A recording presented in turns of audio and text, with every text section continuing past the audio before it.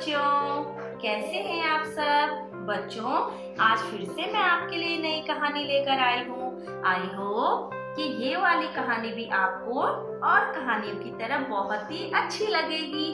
ठीक है, तो बच्चों कहानी को ध्यान से सुनना। ठीक है, कहानी का नाम है सोने जैसा दिल। तो बच्चों, एक बार की बात है, एक राज्य में एक धनी आदमी रहता था। धनी आदमी मीन्स उसके पास बहुत सारा पैसा था और उसके पास किसी भी चीज की कोई कमी नहीं थी। सारी चीजें उसके पास थी, बड़ा घर, गाड़ी और बहुत सारे पैसे, हर चीज की सुविधा थी उसके पास। तो बच्चों, वो सबकी मदद करता था। जिसके पास घर नहीं होता था उसे वो घर देता था, जिसके पास पहनने के लिए कपड़े नहीं होते थे उन्हें कपड़े देता था, जिसके पास कुछ खाने के लिए नहीं होता था उन्हें खाना देता था। इस प्रकार वो धनी आदमी सबकी मदद करता था। तो उसके आसपास के राज्यों के लोग भी उससे बहुत खुश थे। तो इसी प्रकार बच्चों समय बीतता गया, वो आदमी सबकी मदद करता गया। तो एक बार की बात है, भगवान उसको देख रहे थे। तो भगवान ने सोचा क्यों ना मैं इसकी क्या लूं, परीक्षा लूं कि इसका सोने जैसा दिल सचमुच है फिर या ये दिखावा करता है ताकि मुझे लोग अच्छा समझे। तो भगवान ने क्या किया बच्चों, बहुत सारे देवताओं को धरती पर भेजा चोर के वेश में। चोर जानते हो ना, जो चोरी करते हैं, गंदा काम करते हैं। तो आप ध्यान से सुनिए मैं क्या कह रही हूँ, फिर ही आपके समझ में कहानी आएगी। तो बच्चों, भगवान ने किसको भेजा, देवताओं को भेजा चोर के रूप में कि जाओ और नीचे धरती पर जो वो धनी आदमी है जिसका सोने जैसा दिल है, उसके घर में क्या कर दो, चोरी कर दो, सारा धन उसका चुरा दो। फिर देखते हैं कि ये कैसे किसी की मदद करता है। ऐसा भगवान ने क्यों किया। भगवान जी उस धनी आदमी की परीक्षा ले रहे थे कि सचमुच इसका सोने जैसा दिल है या ये सब नाटक करता है, दिखावा करता है। तो बच्चों, भगवान ने कुछ देवताओं को नीचे भेजा और उन चोर के वेश में, और उन चोरों ने क्या किया, उस धनी आदमी का सारा धन लूट लिया। उसके पास कुछ भी नहीं रहा, न उसके पास खाने के लिए कुछ रहा, न रहने के लिए घर रहा, न पहनने के लिए कपड़े रहे। वो क्या हो गया, बिल्कुल ही निर्धन हो गया।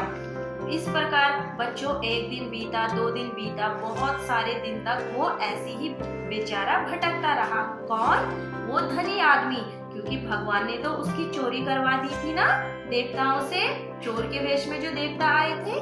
हाँ, तो बच्चों बहुत समय बीता, उसके बाद एक दिन भगवान ने सोचा कि मुझे खुद जाना चाहिए इसकी असली वाली परीक्षा लेने। अभी भी ये खा रहा है, इधर उधर से मांग रहा है। और तो भगवान ने क्या किया, एक बार भगवान खुद चले गए। पहले भगवान ने किसको भेजा, देवताओं को भेजा चोर के रूप में, और दूसरी बार भगवान खुद चले गए भिखारी के भेष में उसकी असली वाली परीक्षा लेने के लिए। तो बच्चों, जब वो आदमी एक जंगल में रोटी खा रहा था, किसी से मांग के लाया होगा और रोटी एक ही थी, और तब तक भगवान जी भिखारी के वेश में वहाँ पहुँच गए। उन्होंने कहा ये रोटी मुझे दे दो, मैं बहुत दिनों से भूखा हूँ, ये रोटी मुझे दे दो। तो पता है उस आदमी ने क्या किया, जो निर्धन हो गया था, उसने वो रोटी भिखारी को दे दी। और भिखारी कौन था, भगवान जी थे ना। हाँ, तो बच्चों उस निर्धन ने वो रोटी भिखारी को दे दी। फिर भगवान ने मन ही मन में सोचा वो तो भगवान थे और उसकी क्या ले रहे थे, उस आदमी की परीक्षा ले रहे थे।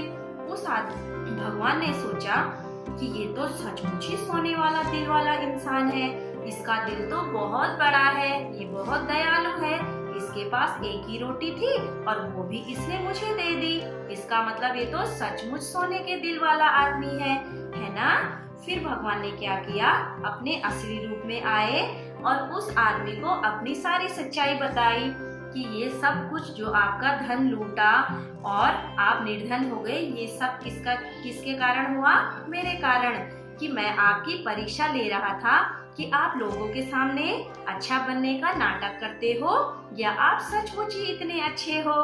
तो बच्चों, इस प्रकार भगवान जी ने उससे कहा कि मैं तुमसे बहुत ही ज्यादा खुश हूँ कि जैसे तुम्हारे दिल में है वैसी तुम बाहर से दिखते हो, और जैसे तुम बाहर से हो वैसी तुम अंदर से, दिल से भी वैसी हो।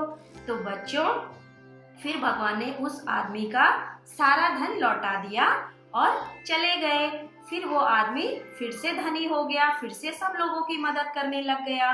ठीक है, तो बच्चों इस कहानी से हमें क्या सीख मिलती है कि हमें हमेशा दिल में भी अच्छा सोचना चाहिए, मन में, और अपने मुंह से भी अच्छा बोलना चाहिए। और अपने से गरीब लोगों की, जिनके पास पैसे नहीं होते, कपड़े नहीं होते, खाने को नहीं होता, हमें उनकी क्या करनी चाहिए? मदद करनी चाहिए। ठीक है, और कभी किसी के लिए बुरा नहीं बोलना चाहिए। ठीक है बच्चों, आई बात समझ में? तो बच्चों चलिए मैं आपको अब प्रश्न पूछती हूँ। तो बच्चों सबसे पहले मुझे ये बताइए कि आपने कौन सी कहानी सुनी? कहानी का नाम क्या था? और दूसरा प्रश्न आपका है कि कहानी में पहली बार में भगवान जी ने देवताओं को किस रूप में भेजा? ठीक है, और तीसरा क्वेश्चन आपका है कि दूसरी बार उस व्यक्ति से जो निर्धन हो गया था उससे मिलने के लिए कौन आया? किसने उससे रोटी मांगी? ठीक है, तो इन तीनों प्रश्नों के आप अच्छे से उत्तर दीजिए और हंसते हंसते इस स्टोरी को सुनिए और देखिए। Bye bye kids, love you.